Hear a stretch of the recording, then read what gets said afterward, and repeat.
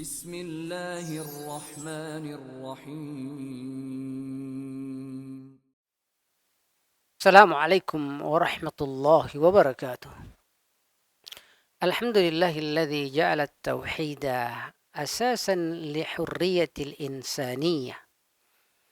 أشهد أن لا إله إلا الله وحده لا شريك له وأشهد أن محمدا عبده ورسوله أما بعد. Pemirsa yang dirahmati Allah Subhanahu wa taala. Negeri kita sebagai bangsa yang berharap untuk mendapatkan kemerdekaan yang alhamdulillah sekarang kita sedang berada di dalam suasana kemerdekaan seperti ini, maka penting juga sebagai pribadi, sebagai keluarga, masyarakat, bahkan hingga negara untuk melihat bagaimana Islam berbicara tentang kemerdekaan.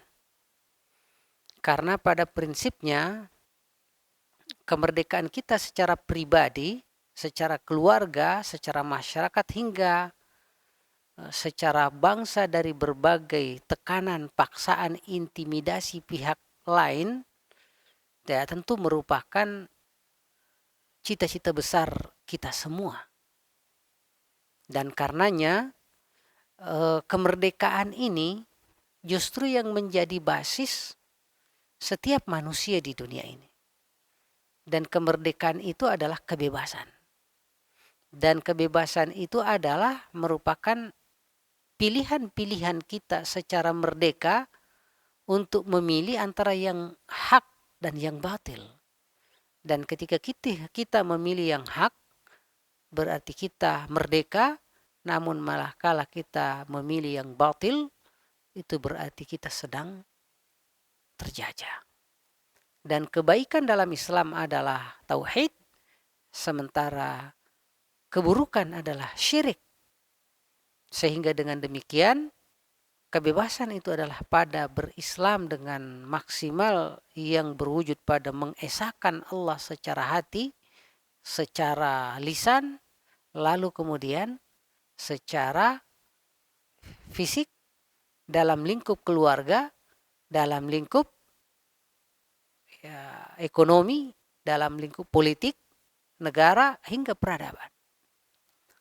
Dan jika demikian adanya, itulah yang disebut baldatun thayyibah, sebuah negeri yang baik. Wa rabbun ghafur, dan Allah pun menurunkan ampunan kepada mereka.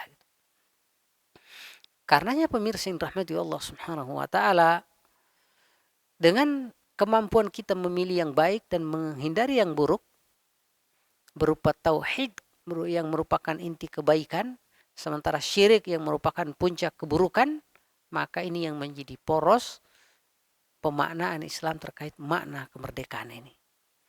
Karenanya kemerdekaan versi Islam adalah bebas dari perbudakan dan penjajahan musuh utama manusia yaitu syaitan, dan hanya tunduk patuh menyembah kepada Allah dengan penuh keikhlasan. Sehingga dengan ini kita bisa memahami pekikan takbir, pekikan kalimat tauhid itu adalah pekikan kemerdekaan di dalam Islam. Dan karenanya takbir, ya, lalu kemudian la ilaha illallah Muhammadur Rasulullah, itu adalah merupakan kalimat, ya, di samping kalimat tauhid, ia merupakan kalimat kemerdekaan. Sehingga ketika kita menyatakan Allahu Akbar, Allah Maha Besar, itulah hakikat orang-orang merdeka. Karena kita hanya menghamba kepada zat yang maha kaya, yang tidak membutuhkan apapun dan siapapun. Dialah Allah yang Maha Esa. Dan siapapun menjadi hamba bagi Allah, maka sungguh dia menjadi hamba kepada otoritas yang tepat, yang pada prinsipnya memperbudak manusia bukan demi kepentingannya, tapi murni demi kemerdekaan manusia itu sendiri. Pemirsa yang dirahmati Allah Subhanahu wa taala. Lalu apa substansi kemerdekaan dalam Islam? Pernah ketika Rib'i ibn Amir ditunjuk sebagai seorang panglima untuk membebaskan Persia, lalu ditanya oleh pembesar Persia, wahai kalian kaum muslimin, sebenarnya visi misi perjuangan kalian, jihad kalian ini apa? Maka dengan nada yang penuh percaya diri, Rib'i ibni Amir menyatakan, kharajna li tahriri al-insan min ibadati al-insan ila ibadati rabbil insan. Kata beliau bahwa kami keluar dari negeri kami untuk kemudian menyambangi negeri-negeri lain dengan tujuan bahwa kami berjuang demi terbebasnya manusia dari perbudakan antara sesama manusia dan hanya menuju ke penghambaan kepada Allah semata. Nah, ini adalah sebuah visi yang disebutkan oleh Rabi' ibn Amir dalam rangka melaksanakan jihad di dalam Islam. Makanya kemerdekaan dalam Islam adalah pembebasan diri dari segala sesuatu yang menghalangi kesempurnaan manusia sebagai hamba Allah, karena selama manusia masih berada dalam kungkungan hawa nafsu, masih dalam kungkungan cinta dunia, masih tergoda oleh syaitan begitu mudah, maka manusia tidak bakalan mampu untuk mendapatkan kemerdekaannya yang sesungguhnya. Pemirsa yang dirahmati Allah Subhanahu wa taala. Makanya karena tunduk dan patuh kepada sumber kebaikan yaitu Allah dan menjauh dari sumber keburukan yaitu syaitan, dengan jelas Allah Subhanahu wa taala di surah Al-Baqarah menyatakan, faman yakfur bit-taghut, siapapun yang mengingkari taghut, dan taghut adalah semua yang ubida min dunillah, dicintai, diharapkan dan ditakuti selain Allah, maka itulah yang namanya taghut. Bisa sifatnya berhala, bisa cinta dunia, bisa hawa nafsu, semua yang diperturutkan sehingga kita melanggar aturan-aturan Allah, itu semua adalah bagian daripada taghut. Wa yu'min billah, lalu yang mengokohkan imannya kepada Allah Subhanahu wa taala, faqad istamsaka bil urwatil wuthqa, sungguh dia telah memegang teguh sebuah tali Allah yang kokoh, yaitu ajaran Islam. Dan ajaran Islam adalah pembebasan dari perbudakan syaitan menuju hanya ke penghambaan kepada Allah Subhanahu wa taala. Karenanya pemirsa yang rahmati Allah Subhanahu wa taala, kita mendapatkan begitu banyak ayat di Quran berbicara bagaimana setan sebagai musuh utama manusia ini. Misalnya di surah Al-Baqarah kita menemukan Allah menegaskan, ya ayuhan nas, wahai manusia, kulu mimma fil ardi halalan thayyiba, nikmatilah dan makanlah hal-hal yang ada di bumi ini yang berkategori halal dan thayyib. Wala tattabi'u khutuwatis syaitan, janganlah kalian mengikuti langkah-langkah syaitan. Innahu lakum aduwwum mubin, bahwa sungguh syaitan itu adalah musuh yang nyata bagi kalian.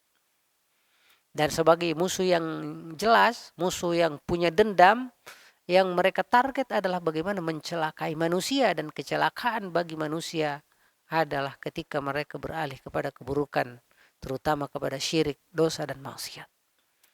Makanya kata Allah tentang tingkah laku syaitan ini, innama ya'murkum bis-su'i, sungguh mereka senantiasa memprovokasi kalian untuk melakukan keburukan, wal fahsya, dan juga perzinahan dan semua turunannya yang berupa syahwat, wa an taqulu 'alallahi ma la ta'lamun, sampai-sampai kalian berbicara tentang Allah tanpa kalian memiliki pengetahuan yang memadai tentang zat yang Maha Esa tersebut.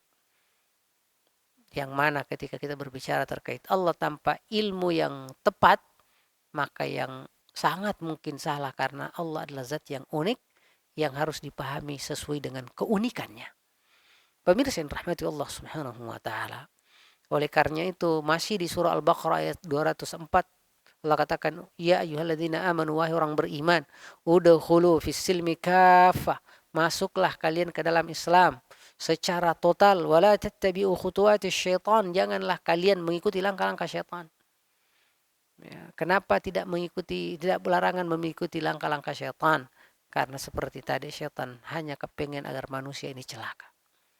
Oleh karena itu ibadah yang merupakan simbol ketaatan di dalam Islam dianggap sebagai upaya untuk senantiasa taat dan patuh kepada Allah dengan melakukan segala hal yang diridhoi, yang dicintainya, baik berupa ucapan maupun perkataan ataupun keyakinan, sifatnya lahir maupun batin, yang semuanya dalam rangka mendapatkan ridha dan cinta Allah itu adalah hakikat dari kemerdekaan yang diajarkan oleh Islam. Pemirsa yang rahmati Allah Subhanahu wa taala, semoga kita mampu untuk membebaskan diri kita dari tekanan syaitan yang senantiasa kepengen kita berbuat buruk dan keluar dari istiqamah, terutama sebagaimana Allah Subhanahu wa taala ingatkan, kul a'udzu birabbin nas, senantiasa mengucapkan aku berlindung kepada Allah, Tuhannya manusia, ilahin nas, sesembahan manusia.